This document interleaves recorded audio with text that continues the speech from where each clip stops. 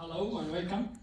My name is Yaman, and this is Adam, and we are here presenting ADI Group and presenting ADI project. So,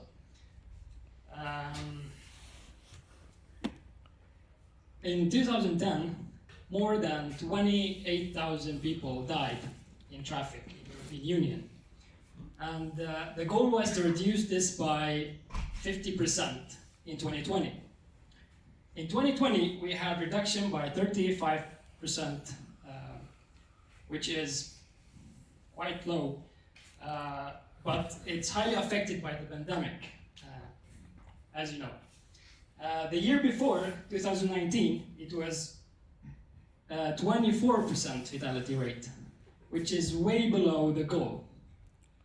Why I'm presenting these numbers? Well, because the goal could have been easily achieved if we have implemented vehicle-to-everything communication, Vtrx. Vehicle-to-everything communication, according to the US Department of Transportation, is able to reach up to 80% reduction in crashes, but not only that, it increases the road capacity by 40% and reduces the emission and fuel waste by 10%. And ADI Group, as a step towards these results, we have built the roadside unit.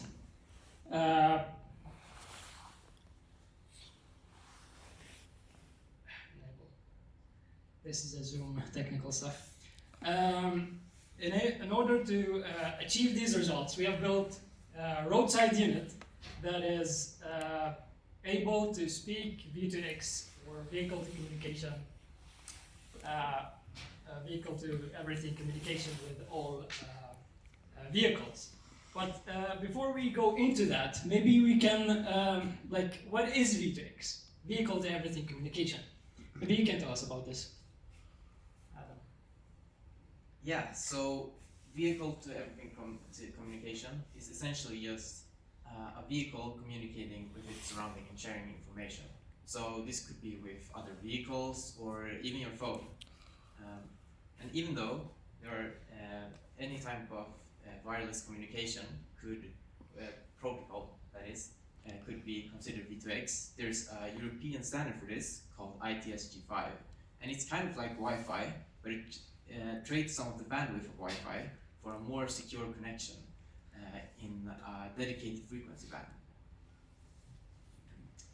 So as we said, we have been building a roadside unit, or RSU, that can stand beside a road and help the different cars passing through with this V2X communication. But you might ask, why do these cars even need RSU? Can't they just communicate directly with each other? Well, they can do that, but the thing with the RSU is that for certain tasks that are very complex, you need a very powerful computer that takes a lot of energy. And that is, it's more convenient to do that to a roadside unit, which can be connected to the power grid. So now let's look at a common scenario where this could be used. Shifting back and forth with the mic. Okay, this is typical scenario for vehicle-to-everything communication. As you can see, normal intersection with normal cars passing by. What is not normal in this picture is that this car knows that there's an ambulance approaching from the right side. And that's thanks to vehicle-to-everything through signals directly to the car, or going through the roadside unit that is catching the information and broadcasting to all vehicles surrounding in range. And now you know how all this works and what we are trying to achieve. Maybe we can delve into more technical details.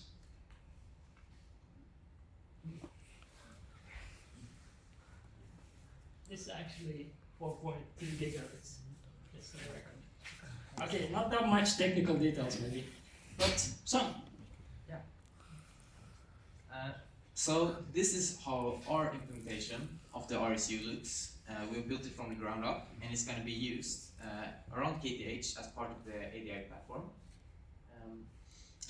To withstand the environmental conditions, it's enclosed in a surface-treated metal box, and it has a fan and filter system that is both dust and splash-proof, and it has an internal heater to handle the Swedish climate.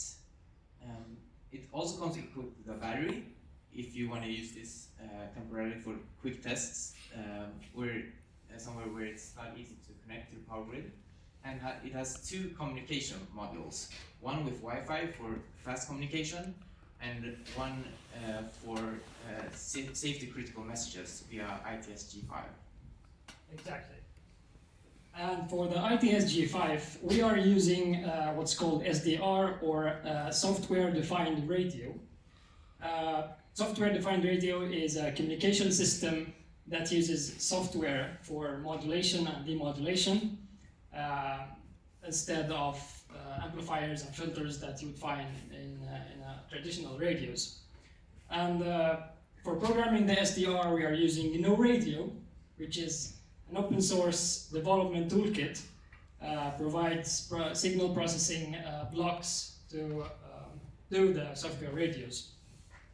On top of that, we are using an open source transceiver written by the living legend Bastian Bloise, and this will make our SDR able to speak ITS-G5 or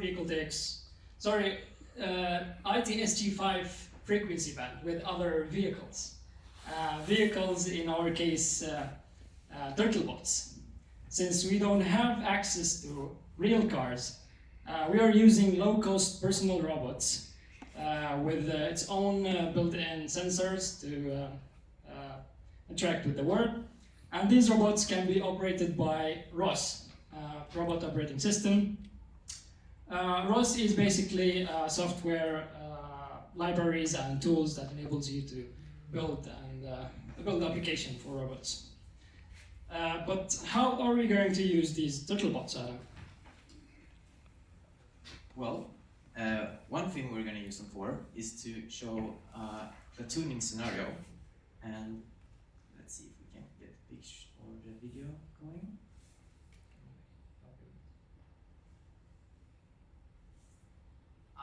Okay, doesn't work. Okay, what? Yeah, but anyways, these turtlebots follow each other, and not only that, they are also following a simulated vehicle in an environment called pre-scan. So this would be our simulated vehicle, but we can't show this video either. Let's see. We can't see this. All right. It's well. So just to get some sense of platooning also, we can go to the course. Okay. It's quite unnatural to have this screen on the other side.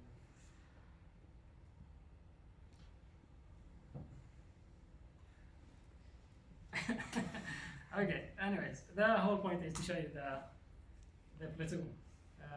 This might be on the demo.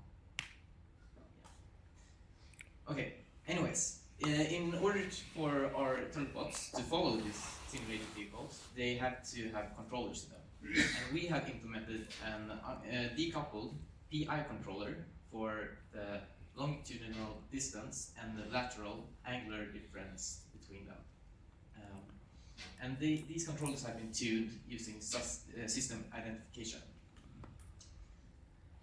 But there's also another problem related to that these turtlebots drift a bit. So over time, they will the results from them will get worse and worse.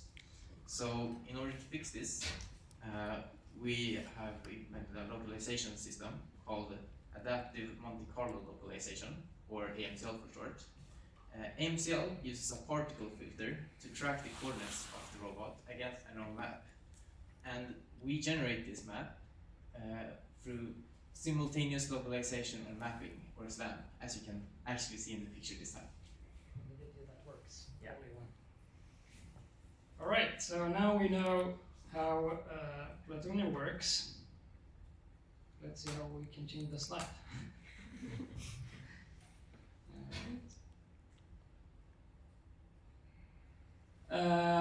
So we have constructed a demonstration to show you how these little bots following this simulated vehicle, and these vehicles will be communicating with each other by Vtrx through the roadside unit.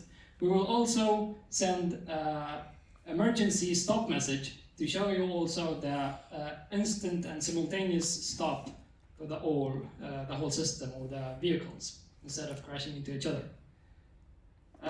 We also have another demonstration where we are going to send a live camera feedback or live camera feed to the RSU to perform object detection on the RSU to show the edge computing capabilities of the RSU. And this object detection will be performed by YOLO, which stands for you only look once. What is YOLO? YOLO is a real-time detection algorithm that is using methods learned by neural networks. With that, we hope to see you in HK room to see the live demo. And on behalf of IDI group, we thank you for listening.